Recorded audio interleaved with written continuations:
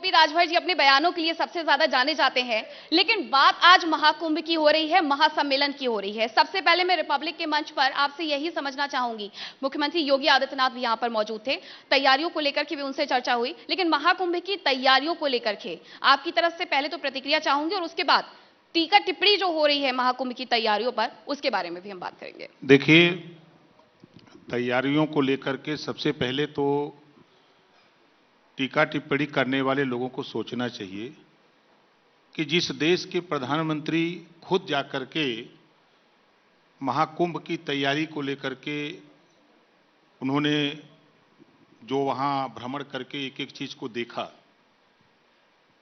इसके बाद भी लोगों को न समझ में आवे कि जिस महाकुंभ की तैयारी को लेकर के देश के प्रधानमंत्री जी चिंतित हैं, सूबे के मुख्यमंत्री जी लगता है कि वो वहीं कुंभ में ही रहते हैं कि लखनऊ रहते हैं, आज कुंभ जा रहे हैं, रहेंगे। तो जब सरकार पूरी तरह लगी हुई है और देश की सरकार लगी है तो चिंता करने की जरूरत नहीं है, चिंतन लोग करें, हम तो यही सलाह देंगे। चिंतन कौन करे? किसको आप ये नसीहत दे रहे हैं या फिर सीधे आपने तीर छोड़ दिया है? हम उनको कह रहे हैं जो टीका टिप्पणी कर रहे हैं, वो चिंता न करें, चिंतन करें और महाकुंभ में चल करके वो स्नान करें। ये महाकुंभ में चल करके स्नान करें। अखिलेश यादव जी का एक बयान सामने आया था, उन्होंने कहा था कि महाकुंभ में जाऊंगा, स्नान करूंगा, और उस पर आपकी प्रतिक्रिया भी आई थी। अच्छी बात है, लेकर जाएंगे उन्हें अपने साथ जैसा आपने ऑफर दिया था उस बयान में? वो हमारे साथ चलना चाहे तो हम साथ लेके चलेंगे और दोनों लोग साथ स्नान करेंगे और सकुशल उनको वहां से लखनऊ तक पहुंचा भी देंगे। नहीं, उन्होंने इस बात पर भी सवाल उठाए थे कि जो विपक्ष है उसे न्योता नहीं दिया जा रहा, और ये वही लोग हैं जिन्होंने राम मंदिर के दौरान भी यही कहा, उन्हें न्योता दिया गया लेकिन आए नहीं। देखिए, ये झूठ बोलने वाले लोग हैं।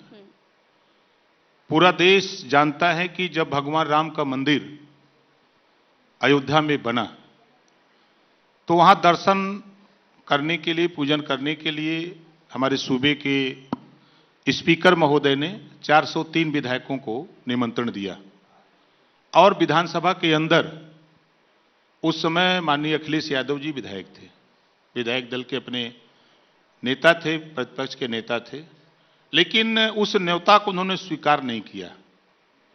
उन्होंने अपनी पार्टी के भी लोगों को मना कर दिया कि मत जाओ, वहां नहीं जाना है लोगों को।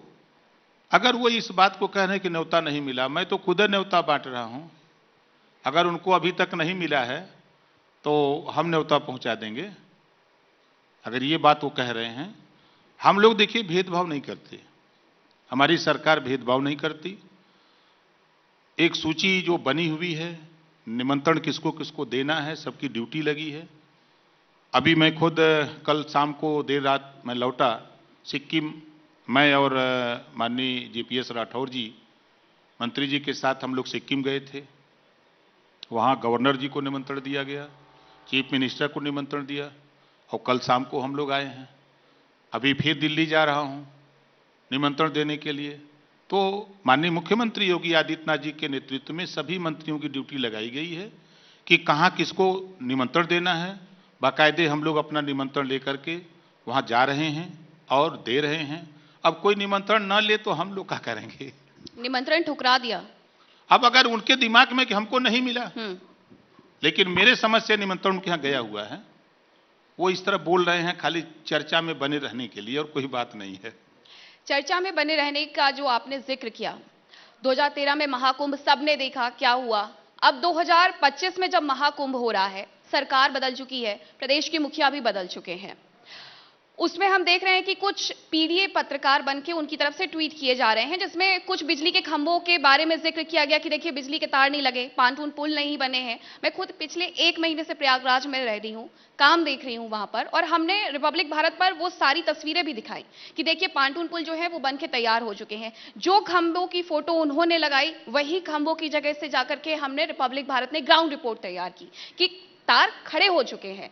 तो ये जो झूठ का एजेंडा है वो क्यों फैलाया जा रहा है? क्योंकि महाकुंभ सिर्फ किसी सरकार की तरफ से आयोजित नहीं हो रहा है, इस बात का भी खास ख्याल रखना पड़ेगा कि उत्तर प्रदेश की छवि सिर्फ देश में नहीं विदेश में भी बनेगी इस महाकुंभ के साथ। देखिए, कुछ लोगों की आदत है विरोध करना, वो लोग ये बात बोल रहे हैं, ट्वीट कर रहे हैं, जिनके चश्मे में पावर नहीं है। अगर उनके चश्मे खराब हो गए हैं तो आवे हमारे पास, हम उनका चश्मा बदलवा देंगे, पावर वाला चश्मा लगवा देंगे और साथ चल के दिखा देंगे। जहां से वे ट्वीट कर रहे हैं उसी खंभे को उनको दिखवा देंगे। इतनी तैयारी तो कभी हुई ही नहीं थी। जो 2025 का महाकुंभ है, जिस तरह की तैयारी है, इतनी तैयारी कभी नहीं हुई थी। और जो हम देख रहे हैं, हमारी सरकार जो कर रही है, जो हम लोग कर रहे हैं, इतनी बड़ी व्यवस्था शायद कभी कोई कर पाएगा। जिस तरह कोई सोचा नहीं था कि अयोध्या में भगवान राम का मंदिर इतनी जल्दी तैयार हो जाएगा, उसको भी हमारे सूबे के मुख्यमंत्री योगी आदित्यनाथ जी ने करके दिखाया। और सबसे बड़ा जो योगदान देश के प्रधानमंत्री माननीय नरेंद्र मोदी जी का था, उनके नेतृत्व में हम सब लोग मिलकर के, और सबसे बड़ा हम तो श्रेय अगर जाता है तो मोदी जी के बाद तो योगी जी को जाता है। उन्होंने जब सुनिए तब अयोध्या, जब सुनिए तब अयोध्या, कैसे मंदिर नहीं बनेगा ये प्रण ठान करके कि हम बनवा के समय पर देंगे, और उन्होंने दिया, करके दिखाया। तो वो बिना वजह की चर्चा, ट्वीट करना, ये तो काम लोगों का लगा रहता है। हम लोग काम पर विश्वास करते हैं और काम जो हुआ है आप देखिएगा। या हम तो समझ रहे हैं कि जिस तरह मैं सिक्किम में जाके देखा, वहाँ के मुख्यमंत्री से मिल करके वहाँ चर्चा थी। हम लोगों के जाने के पहले वो आने की योजना बना चुके, बिना निमंत्रण का। निमंत्रण नहीं पहुंचा था, लेकिन आने की योजना बन चुकी थी। फिर गवर्नर साहब से हम लोग मिले तो गवर्नर साहब ने भी बताया कि हम लोग कार्यक्रम बना चुके हैं, यहाँ सबको जानकारी हो चुकी है और हम लोग, आप लोग आए हैं, सरकार के तरफ से स्वागत है। तो ऐसी खबरें पूरे देश में ही नहीं, पूरे दुनिया में हैं। जो भी पूरे दुनिया में जहां जहां भारत के लोग हैं, वहां तक संदेश है। कुछ टीवी चैनलों के माध्यम से, कुछ अखबारों के माध्यम से, कुछ मैगजीन के माध्यम से, कुछ सोशल मीडिया के माध्यम से, प्रचार प्रसार के मामले में कहीं कोई कमी हम लोगों ने नहीं छोड़ा है। आपने नॉर्थ ईस्ट का जिक्र किया।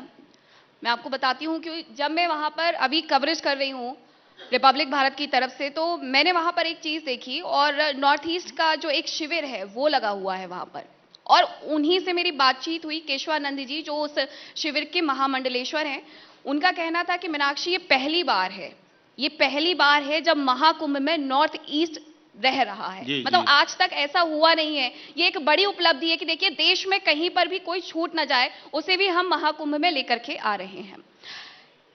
एक साल के भीतर 2 बड़े आयोजन, पहले राम मंदिर, अब महाकुंभ का आयोजन। लेकिन प्रदेश की अगर हम बात करें तो प्रदेश में लगभग 25 करोड़ जनसंख्या है। उम्मीद जताई जा रही है कि लोग आएंगे 50 करोड़ तक। संसाधन तो प्रदेश के पास उतने ही हैं। तैयारी कैसी हुई फिर ये? देखिए, संसाधन आज के तारीख में हम तो देख रहे हैं कि हर चौथे मकान अगर है तो वहां गाड़ी है, बल्कि दूसरे मकान पे गाड़ी मिल जाएगी। बड़ी संख्या में लोग अपनी गाड़ी से भी आने की कोशिश करते हैं, आते भी हैं। सरकार की तरफ से 7,000 नई बसें खरीदी गई हैं, स्पेशल ट्रेनें चलाई जा रही हैं, फ्लाइट की सुविधा स्पेशल बनाई गई है। तो सरकार के पास जितने भी संसाधन और संसाधन, बाहर से भी संसाधन व्यवस्था की गई है। पूरी तरह सरकार कटिबद्ध है। जो लोग आएंगे उनको व्यवस्थित मेले तक पहुंचाया जाएगा और व्यवस्थित उनको उनके घर तक पहुंचाने की भी सुविधा सरकार ने बना ली है। कहीं कोई दिक्कत नहीं है। कहीं कोई दिक्कत नहीं है, लेकिन जो ये कहा जा रहा है कि एक बड़ा भव्य आयोजन हो रहा है, मुख्यमंत्री योगी आदित्यनाथ जी को चिट्ठी भी लिखी गई थी कि उसमें धर्म परिवर्तन होने वाला है।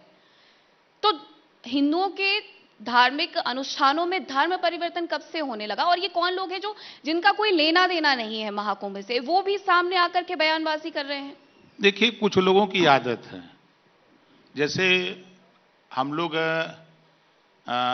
सड़क पर चलते हैं, ज्यादातर देखते हैं कि मरकहा सांड होते हैं, तो उसकी आदत होती है होंफ देता है। वो नहीं पाता है तब भी होंफ ही देता है। तो आदमी को भय लगता है कि मरकहा सांड है, मां जान जाता है कि मरकहा सांड है। वैसे ही कुछ लोग हैं, उनकी आदत बनी हुई कि हम विरोध करेंगे। तो जब वो विरोध करेंगे तो हम लोग क्या करेंगे? हम समझा ही सकते हैं, कह सकते हैं। हम तो ऐसे लोगों से कह रहा हूं कि आप अपने चश्मे का पावर बदलो, बदल करके जरा देखो। आप कहीं भी जाइए, आज के 15 साल पहले अगर हम बात करें, 15 साल पहले बड़े बड़े रेलवे स्टेशनों पर चूहे कूदते थे, आज वहां चूहे नदारत हैं। आज अगर हम एयरपोर्ट पे चले जाएं, आज वहां की स्थिति अब आज के 15 साल पहले की स्थिति, दोनों में तुलना लोग कर लें। रेलवे लाइन, जो सिंगल रेलवे लाइनें थी, आज डबल रेलवे लाइनें हो गई। जो प्लेटफार्म छोटे थे, हम लोग खुद उसके गवाह हैं कि कोच लगते थे, पता लगता था कि प्लेटफार्म के बाहर कोच लग गया। आज वो व्यवस्था बना दी गई। तो ये व्यवस्थाएं जो बनाई जा रही हैं, विरोध करते हैं लोग। हम तो कहते हैं कि हम जो काम देश के प्रधानमंत्री माननीय नरेंद्र मोदी जी ने, एक उदाहरण हम बता रहे हैं, आयुष्मान कार्ड। गरीब क्या होता है, जो गरीबी देखा नहीं वो क्या जानेगा। जिसके घर बीमारी हो जाती है, हॉस्पिटल जाना होता है, तो खेत रेहन रखता है, सूती रुपया लेता है, तब अपने मरीज का किसी तरह इलाज करा पाता है। वो गरीब टूट जाता है। उसकी तरफ निगाह देश के प्रधानमंत्री ने किया। आयुष्मान कार्ड बना करके 5 लाख रुपया देने की बात, 5 लाख रुपए के इलाज की व्यवस्था किया। ये नहीं दिख रहा है। जो किसान, हम भी किसान के बेटे हैं, जब खाद खरीदना होता है तब हम लोगों को समझ में आता है। अब किसान सम्मान निधि के नाम से सीधे खाते में पैसा जा रहा है, इसका भी विरोध करते हैं। भगवान राम का मंदिर बना अयोध्या में, उसका भी विरोध करते हैं। तो उनकी आदत है विरोध करना, तो वो विरोध करें, हम लोग अपना काम करें। दूसरी तरफ ये भी चाहते हैं कि दुकानों का जो आवंटन है उसमें मुस्लिमों को दुकानें मिलें, ताकि वो भी कचौड़ियों की दुकान खोल पाए। और ये वही लोग हैं जो राम मंदिर के वक्त ये कहते थे कि राम मंदिर बनाने से आखिरकार रोजगार किससे मिलेगा। सच धरातल का आप भी जानते हैं और मैं भी जानती हूँ। देखिए, आपको बता दें, मंदिर बनाने से उस चाय वाले को भी आमदनी हो रही है, उस जनरल स्टोर की दुकान खोलने वाले का भी काम चल रहा है, कपड़े की दुकान वाले का काम चल रहा है, मीठे वाले का भी कारोबार चल रहा है, उस ड्राइवर का काम चल रहा है जो गाड़ी चलाता है, जो ये लोडिंग का काम करता है लेबर, उसका भी काम चल रहा है। एक खाली हम एक दिमाग में देखें कि मंदिर में क्या क्या चीजें आ रही हैं, जा रहे हैं, कितने लोग आ रहे हैं, उसको भी जरा दूर तक देखिए ना। अपने चश्मे का पावर थोड़ा दूर वाला बनवाइए, तब आपको दिखाई देगा। वो नहीं वो देखते हैं कि रोजगार एक जगह फैक्ट्री या कोई खुलता है, मंदिर ही बना है। आज हम करें महाकुंभ की चर्चा कर लें, आज महाकुंभ से हम करें लाखों लोगों को रोजगार मिलेगा।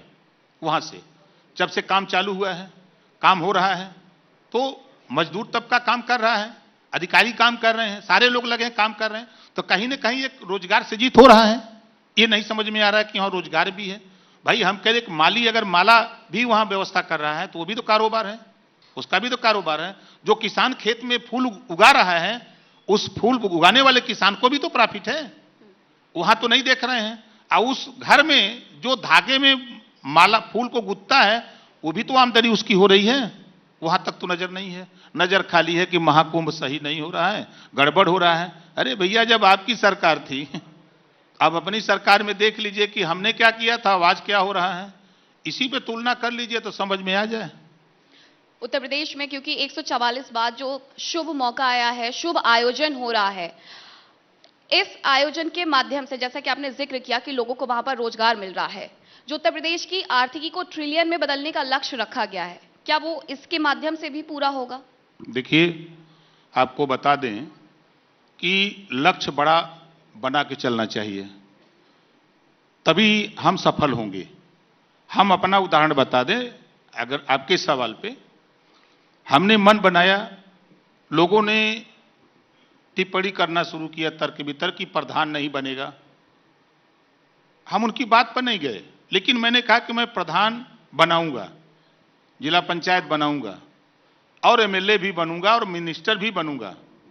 कभी सपने में भी कोई इस बात को नहीं सोच सकता। जिस परिवार से हम आते हैं, मड़ई में पैदा हुए, मड़ई में पले, कैसे कैसे करते करते हम उस लक्ष्य को हासिल कर लिए कि हमने प्रधान भी, बड़े पिताजी 30 साल लगातार प्रधान हुए, जिला पंचायत, पत्नी को खुद मैंने जिला पंचायत बना दिया 95 में, वो भी सपना साकार हो गया। मैं पिछली बार 5 लोगों को और एमएलए बना दिया। मैं अकेले स्वप्न देख रहा था, लेकिन 5 लोग और बने, 6 लोग हो गए, 4 लोग बने, इस बार 6 लोग बन गए, तो हम एमएलए बने, फिर मिनिस्टर बन गए। कोई सपने में सोचा था? लेकिन हमारा एक लक्ष्य है, हम लक्ष्य बना करके काम करते हैं और लक्ष्य को पूरा करते हैं। तो हमारा लक्ष्य है, पूरा होगा, हम कह रहे हैं पूरा होगा। जिसका उम्मीद ही नहीं है कि ये होगा, तो 3 तरह के लोग हैं। एक तो बेमन से काम करते हैं, उनका काम कभी सफल नहीं होता। एक आधे मन से करते हैं, उनका भी काम नहीं पूरा होता है। और एक होता है पूरे मन से काम करता है। जो पूरे मन से काम करता है लगन से, वह कभी फेल ही नहीं हो सकता है। जो पूरे मन से काम करता है वो कभी फेल भी नहीं हो सकता है। लेकिन दूसरा सवाल मेरा ये भी है कि वहां पर जो साधु संत हैं, कुछ साधु संतों का कहना है कि मेले में वो लोग ना आए जिनके हाथ में कलावा नहीं, माथे पर तिलक नहीं। हालांकि कुछ साधु संत कहते हैं कि सभी समुदाय आए, बस वो लोग ना आए जो लव जिहाद करते हैं, जो थूक कांड करते हैं। इस पर उत्तर प्रदेश सरकार की यूएसपी क्या है? क्या दूसरे समुदायों की एंट्री महाकुंभ में रहेगी या नहीं रहेगी? नहीं, देखिए, हमारा व्यक्तिगत अपना मानना है कि संविधान के दायरे में सबको अधिकार है। अभी हमने देखा कि माननीय प्रधानमंत्री जी की तरफ से चादर चढ़ाने के लिए भेंट की गई। अब इसको कोई कह दे कि क्यों भेज दिए, कोई पाबंदी नहीं, कोई भी जा सकता है। हम तो जिस महाराजा सुहेलदेव जी को मानते हैं, जब मैं पहली बार बहराइच गया तो वहां सबसे ज्यादा मैंने देखा कि गाजी मियां की मजार पे हिंदू चादर चढ़ा, हिंदू पूजा करता था सबसे ज्यादा। अगर वहां पूजा उस समय, आज के 20 साल पहले, सबसे ज्यादा पूजा वहीं हिंदू करता था। अब धीरे धीरे लोगों को समझ में आई, तो वो चीजें नहीं है। कुछ लोगों का मत हो सकता है, लेकिन सरकार का ये मत नहीं है। वहां सभी लोग जा सकते हैं। गंगा मैया सबकी हैं, देश की हैं, सबके लिए हैं, सब लोग वहां जा सकते हैं। ये हमारा अपना व्यक्तिगत मत है। बिल्कुल। मैं, क्योंकि अब ये सेशन समाप्ति की ओर है, एक सवाल और आपसे करना चाहूंगी, क्योंकि भगवान हनुमान को लेकर के आपने उनकी जाति बताई और संभल में जो विवाद चल रहा है उसके बीच में आपका ये बयान आया। नहीं, देखिए, ये बयान मैंने क्यों दिया था? देखिए, हम उस कम्युनिटी को तैयार करते हैं जहां शिक्षा है, जहां सोच एकदम शून्य है, उनको ऊपर लाने के लिए। कि हमने उपमा दिया कि हनुमान जी जब बहिरावण भगवान राम और लक्ष्मण जी को जब पतालपुरी ले गया तो कोई नहीं निकाल पाया। अगर निकाल पाया तो हनुमान जी वहां से निकाल के ले आए। और जिस महापुरुष महाराजा सुहेलदेव जी ने देश की एकता अखंडता के लिए लड़ा, विदेशी आक्रमणकारी भारत को गुलाम बनाने के लिए आया, उसको मारा नानपारा मैदान बहराइच में। ऐसे महापुरुष का इतिहास नहीं था। उस इतिहास को पतालपुरी से अगर निकाल करके हमने धरती पर लाने का काम किया तो ओम प्रकाश राजभर, जिस तरह हनुमान जी ने भगवान राम और लक्ष्मण को पतालपुरी से निकाल के ले आए, उसी तरह ओम प्रकाश राजभर ने भी महाराजा सुहेलदेव जी को हम पाताल से निकाल करके ले आए हैं। अब का बुरा कह दिए? बहुत धन्यवाद, क्योंकि आप हमेशा अपने बयानों के लिए ही जाने जाते हैं और मुखरता से आज उन्होंने अपनी बात हर मुद्दे पर रखी है। एक बार जोरदार तालियां हो जाए और बहुत बहुत धन्यवाद, बहुत धन्यवाद।